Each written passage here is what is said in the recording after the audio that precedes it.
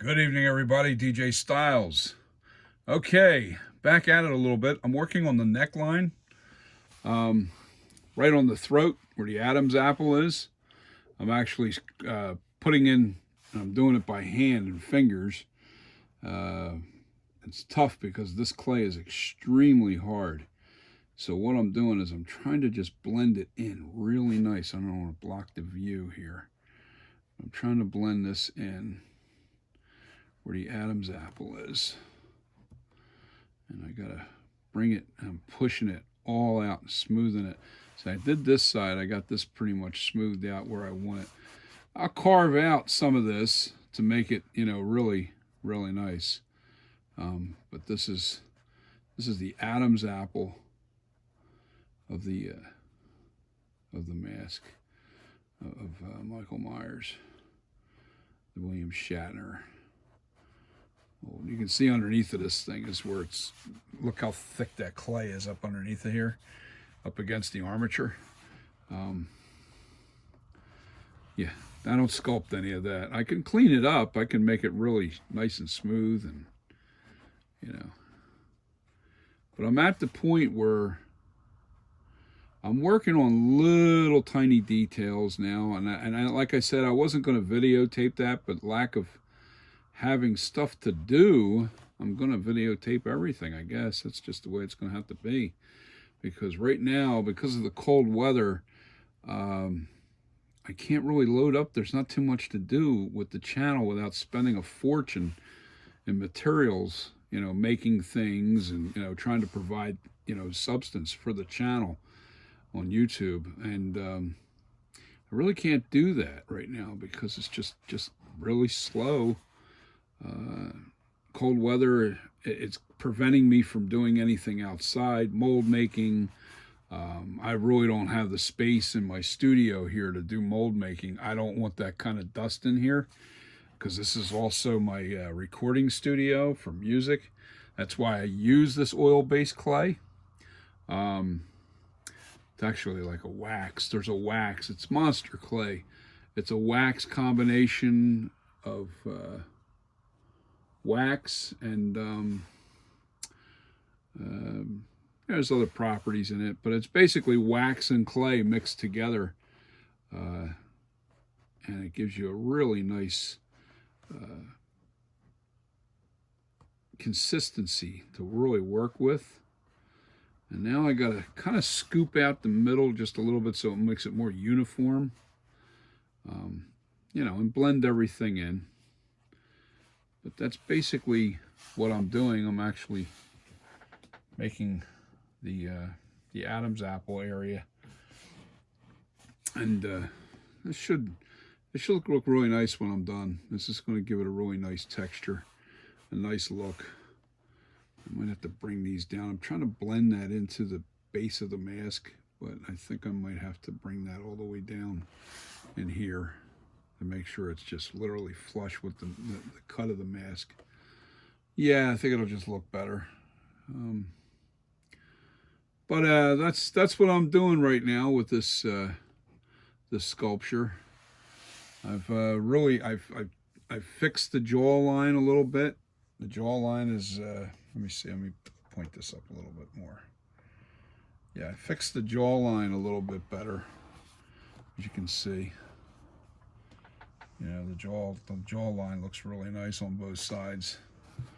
One side's shiny because I didn't smooth it out quite. I gotta smooth this out just a little bit in here, a little bit more.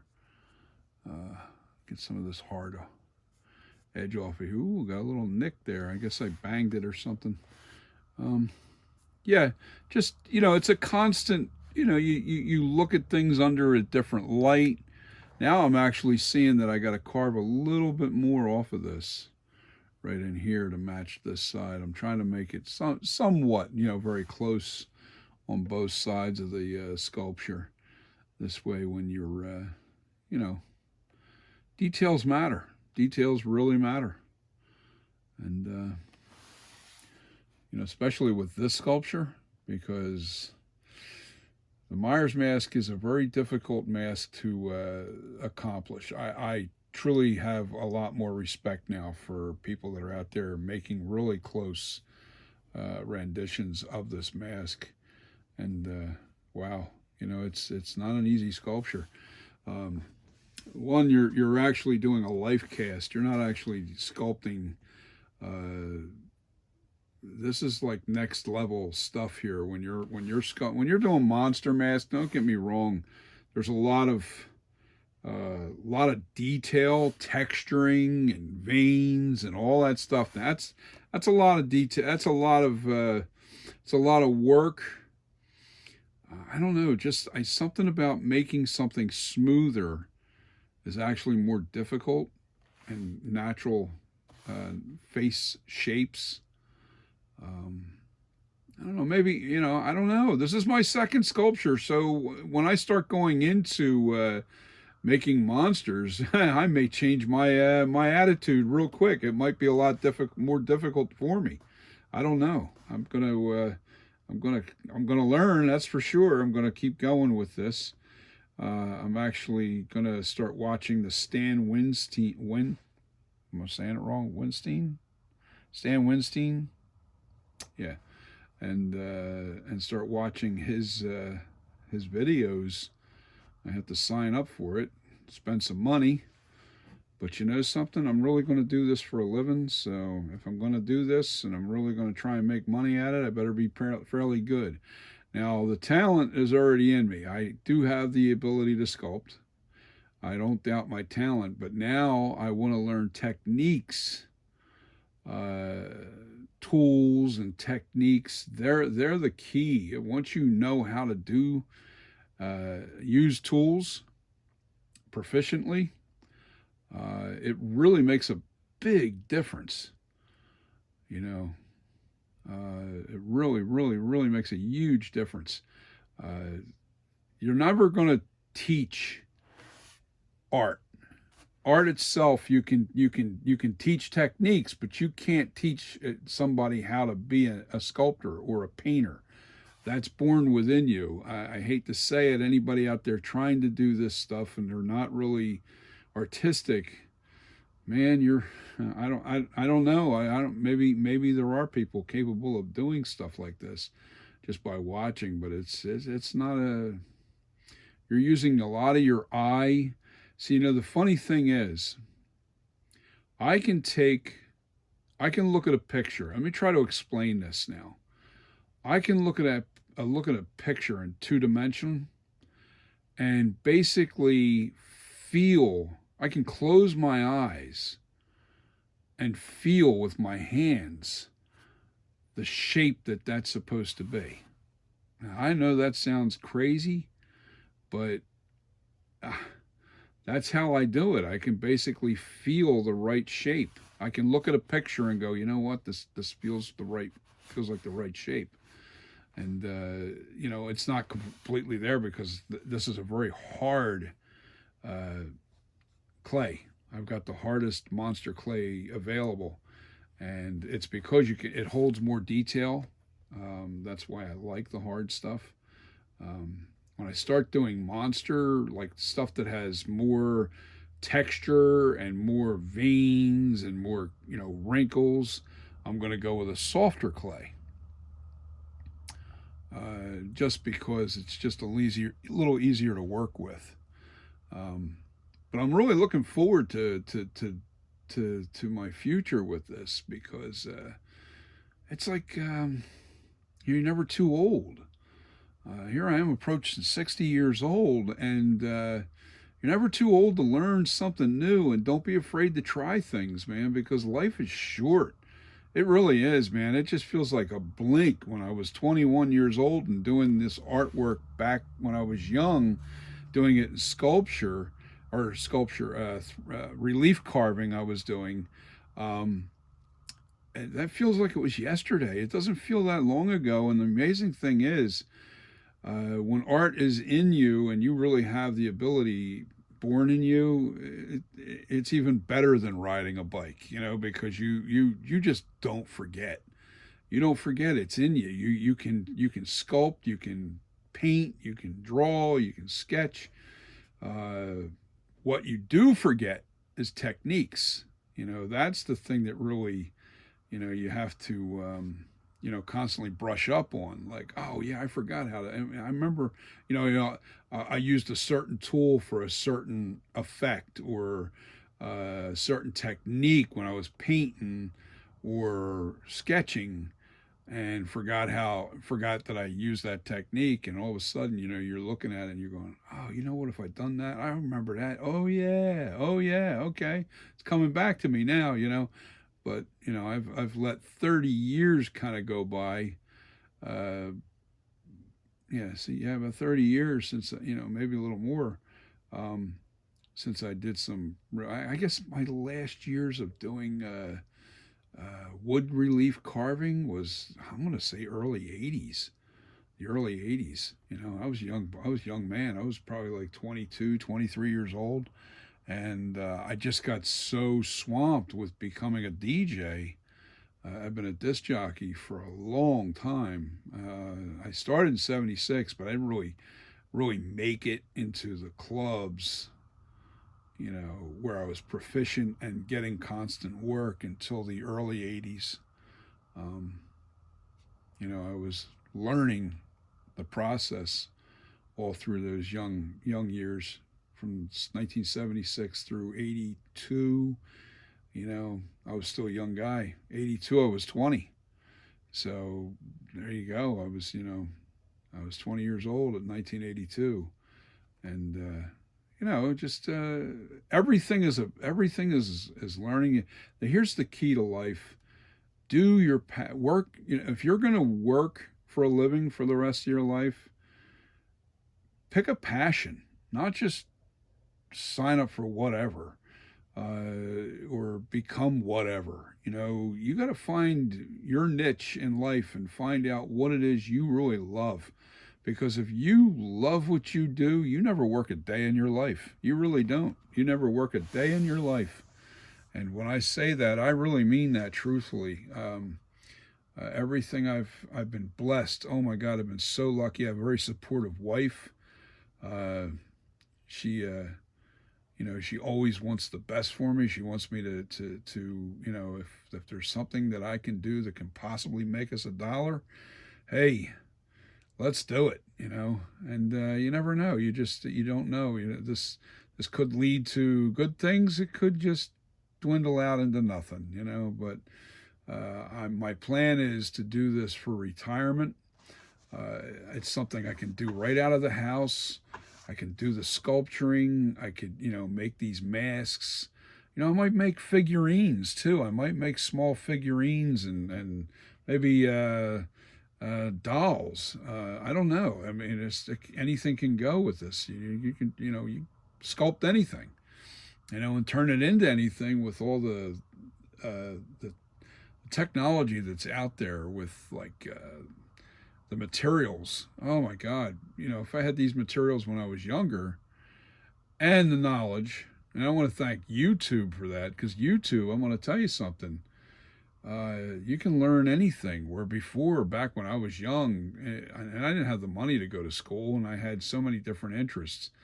But if I had gone to art school to learn this would have cost me a small fortune to become a sculptor and a mask maker. All those techniques were not available back in those days. We didn't have computers. We didn't have internet. We didn't have what you have today. Everybody looks at this internet and they really don't really realize what they have at their fingertips today. My dad was alive today, he would be blown away. He would really be blown away with what he could achieve. The one thing about my generation, and I'm going to say probably we were the last generation, the '70s. As a kid growing up in the '70s, we were the last generation that literally had to use our imagination a lot more. We had to, if you were a kid playing with a toy, your favorite toy was actually dirt. You played with things and you invented things and you built things and you did things to create that world, whatever it was that you were trying to do, whether you were playing with Tonka trucks or, you know, little guys or little army men, and you built your own little world, and you use your imagination. Everything was done with imagination, which leads to, and it's a shame this generation doesn't have that, which makes it so you're very creative.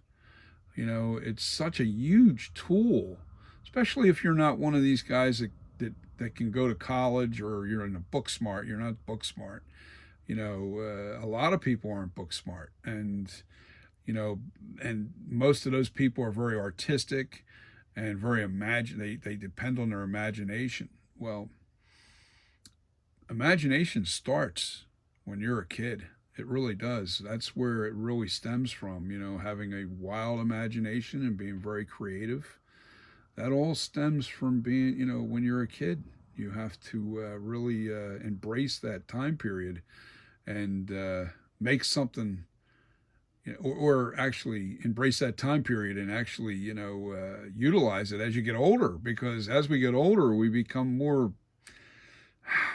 just non-imaginative, I guess, But that's never been my problem. I've always been able to create with my eyes and hands, and whether it be woodworking or now sculpting. My art has always been my base. Yes, I know you can't teach that, but it all stems from when I was a kid.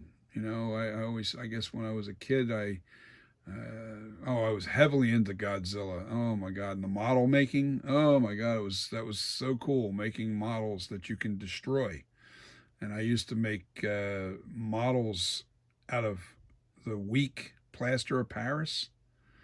And I would make walls that would crumble and all that stuff. I used to try and learn how to do it at a young age, and some trial and error. Didn't realize back then that most of those models in those Godzilla movies were already busted in millions of pieces, and they were literally put together piece by piece. And then when it exploded, they had I guess powder.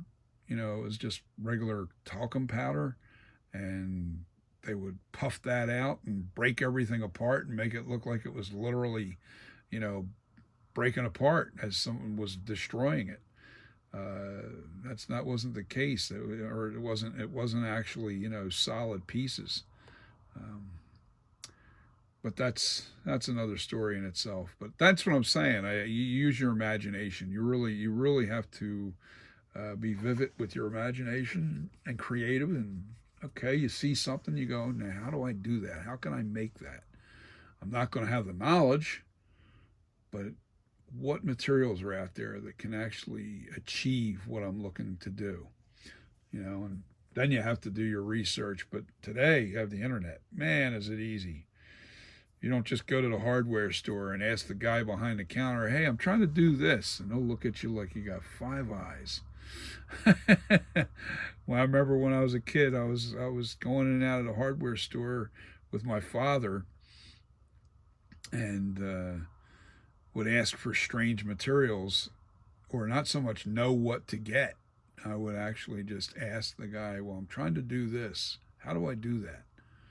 And sometimes I'd get an answer, and sometimes they'd look at me like I was nuts. But that's besides the point. I just wanted to touch on what I'm doing here, and I'm putting this, I guess this neck area here is where the Adam apple's kind of like that little pocket. I'm going to carve this in a little bit and smooth this out into the neckline. I might splay the neck out just a little bit more on the ends. I don't know yet. No, it looks kind of good the way it is.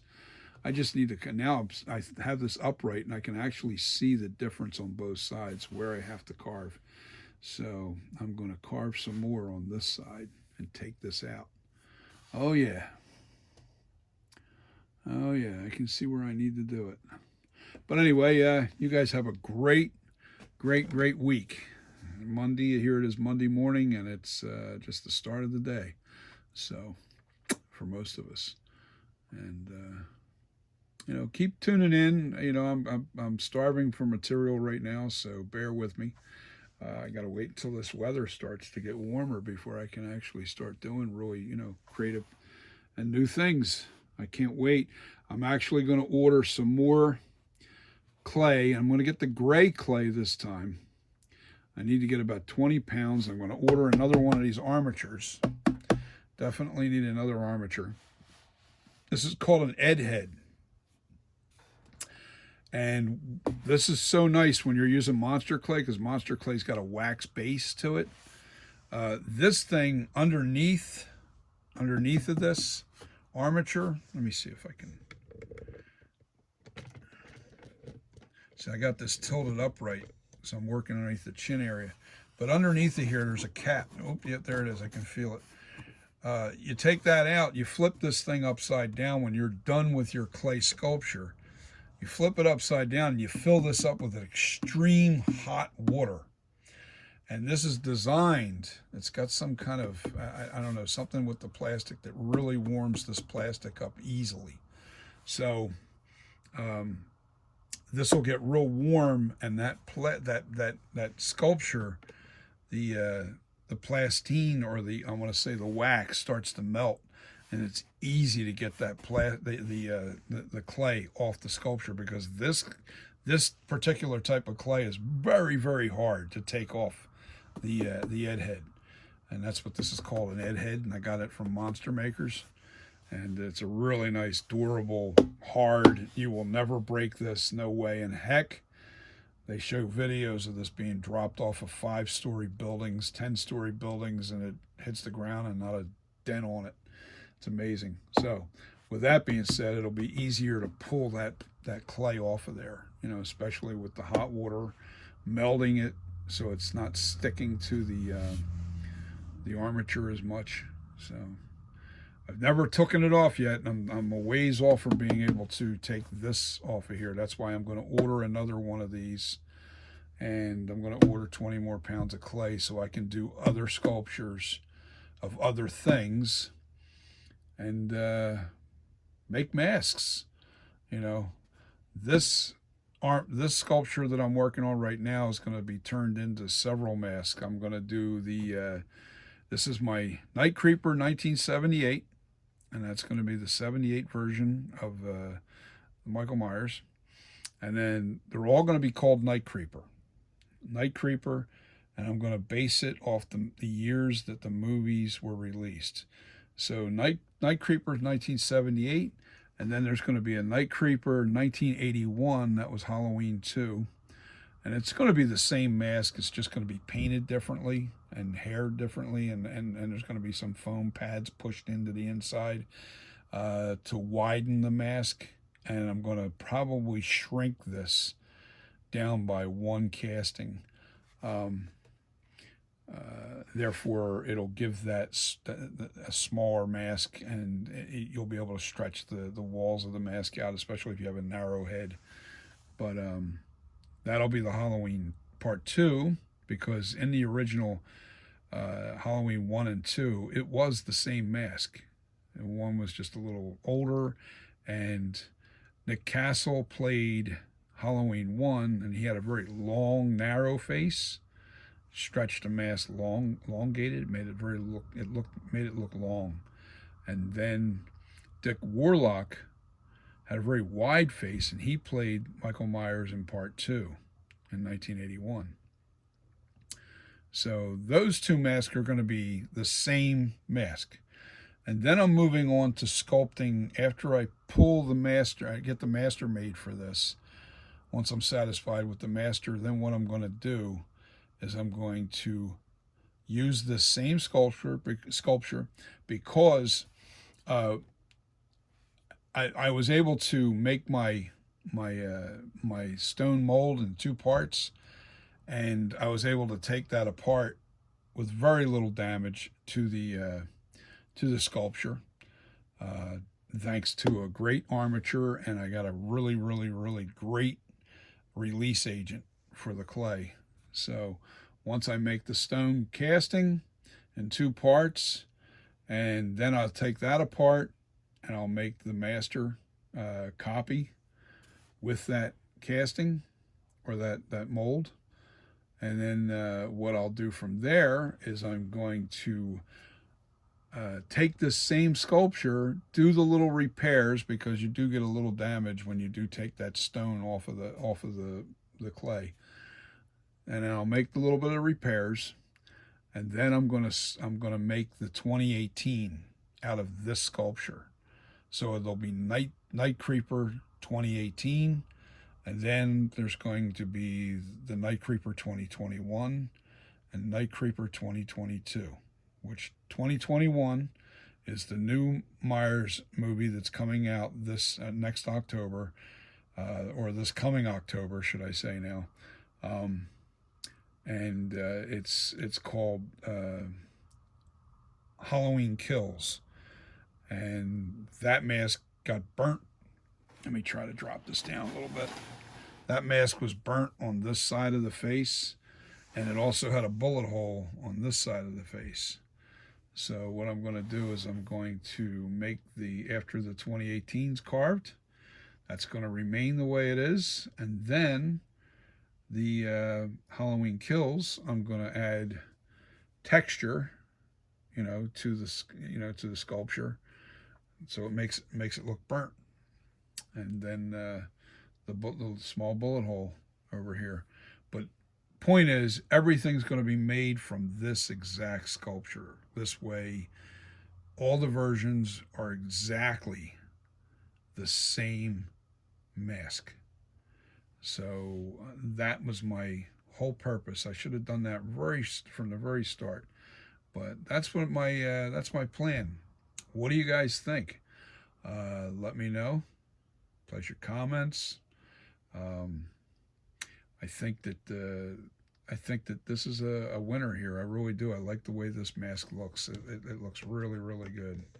I did change the eyebrows a little bit. I fixed them.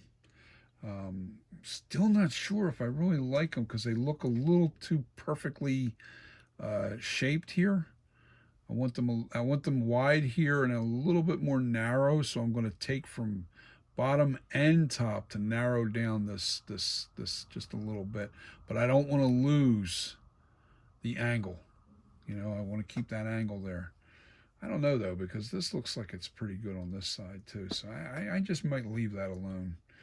You tell me. What do you think I should do? Does that look pretty good to you? Those eyebrows.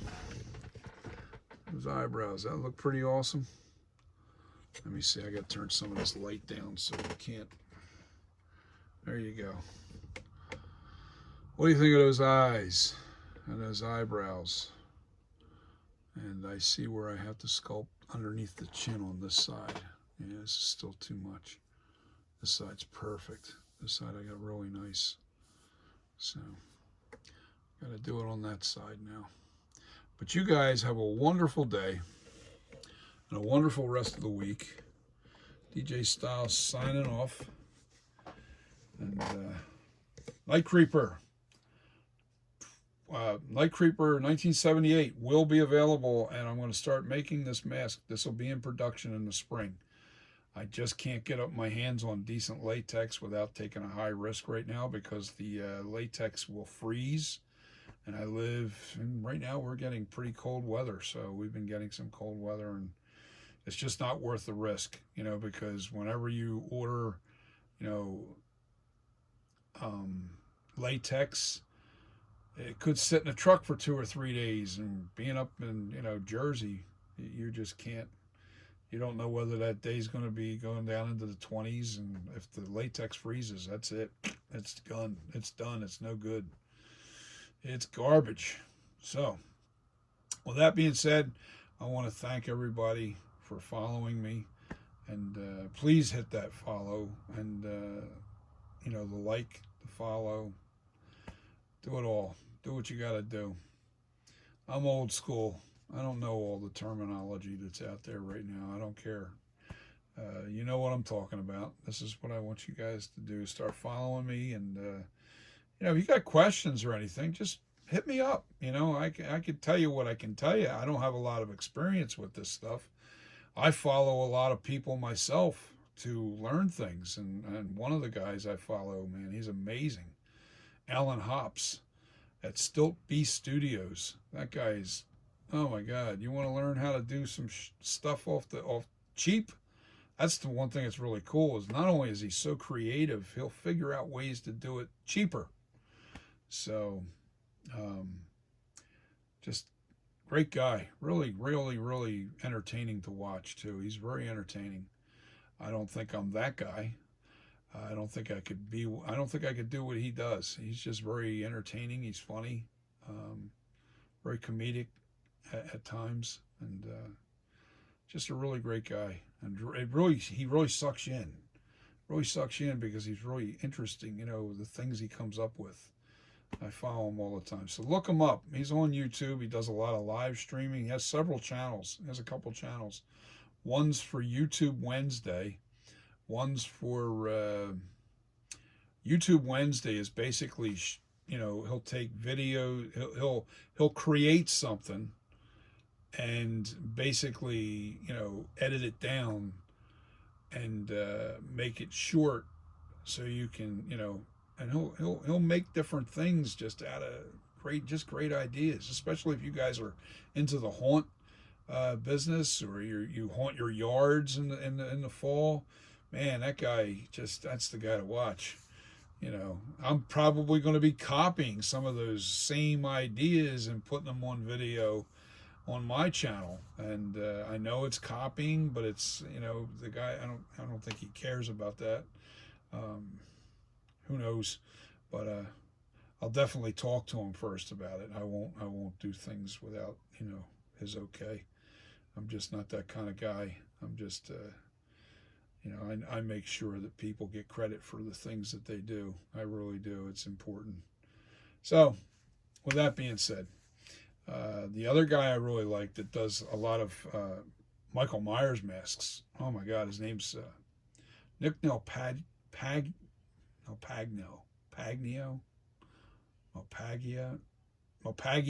I think that's how it's. I don't know if Nick. I'm sorry, I'm not gonna get your last name right. But he's at handyboy.com, and he's also on YouTube too. I think it's under Sing Along with Nick. Sing Along with Nick, and he does some amazing work. He's got a brand new mask that he just did. It's funny. It looks kind of like we kind of look a little alike in the eyes and eyebrows with our masks. But he's got a mask out right now. It's called 13, just the number 13. And man, it's a really cool rendition of the Halloween 4 cover art mask. That mask that was on the poster art. A lot of people love that look, and that's what I was looking to. I did it by accident. My version, I don't know, it was always in my head the way I have mine sculpted. I didn't really follow a lot of pictures, especially when it came to the eyes and the eyebrows. I've always said, nobody ever gets those right. So I said, if I ever make this mask, if I ever learn how to do sculpting or learn how to make masks, I'm going to do my rendition of what I think the perfect Myers mask is. And this is the end result. Take a look at those eyes. That's what I always felt like that was the Michael Myers. It just has that attitude look in its face. It's still kind of plain. The slant on the eyes are very important. There has to be a slant on both sides. The scowl is very important. The eyebrow positioning is very, very important because you change the angle of these eyebrows, whether it's just a little bit downhill, he looks angry. You go a little bit too round, he looks happy. So the positioning of the eyebrows is so important to achieve the real Michael Myers look. So maybe that's a big secret out there, and a lot of people don't know it. I've just revealed it. Oh well, I'm sorry. I'm not trying to keep secrets out here. I actually think if anybody is talented enough to actually do these sculptures, go for it. You know what I mean? What the heck? You know, they're not easy to do, and they're very time consuming. I've probably got 100, maybe 300 hours into this now, just because I keep nitpicking at it. I think I really officially put 230 hours into it is what I calculated. 230 hours or 200. That's what I officially put in. And then I kept finding something else was a little wrong, and I would go in there and just spend an hour fixing that and fixing this and fixing that. You just never end. It's just because you're constantly changing the angle you're looking at it, whether you're looking upward, you know, and you're looking from a different angle and you put different lighting on it, changes your perspective of what it looks like. And wow, it's not easy. It's not easy. It's a very difficult sculpture to do, to achieve. So anybody out there that's doing this, Michael Myers, man, hats off to you, especially if you really made an accurate, you know, very, very accurate looking Michael Myers mask sculpture. Just an amazing, amazing, amazing fun thing for me at this age. You know, I'm getting ready to retire, and I just want to, this is what I want to retire to. You know, I'm still probably going to be DJing for at least 4 or 5 more years. I don't know. You know, however my body holds up, I'll keep doing it. If it doesn't, then I think I'll step away and I'll just go to working right out of my home. You know, I still love DJing. I just, for whatever reason, I still love the music. I'm doing basically old school though. I don't do anything new, and I'm a funk and disco specialist. So that is my forte. I like funk and disco, and I mean, I tap into some rock and roll. I mean, I know it all. Don't get me wrong. I know a lot of formats, but I really specialized in that area because that's how I started in the business, was doing disco on the boardwalk. But anyway, I'm going to get off of here now. I've really talked your ear off, and I want you guys to all have a wonderful week. Don't work too hard, and if you can find your passion in life, you won't ever work a day in your life. So do yourself a favor. Go find your passion, and never say it's too late. Never say that. You know, when it's too late is when we're in the ground. When we're dead, then it's too late. Now, yes, some things, yeah, we're not going to be physically able to do anymore. You know, as the older you get, I'm not going to go out water skiing. You know, I'm not going to go out and go snow skiing anymore. The days are way over, you know. But, you know, when it comes to, you have to critique your interest as you get older. That's all. You have to find other ways to keep your mind and body occupied. So, with that being said, I'm going to say have a wonderful day. Peace, as I always say.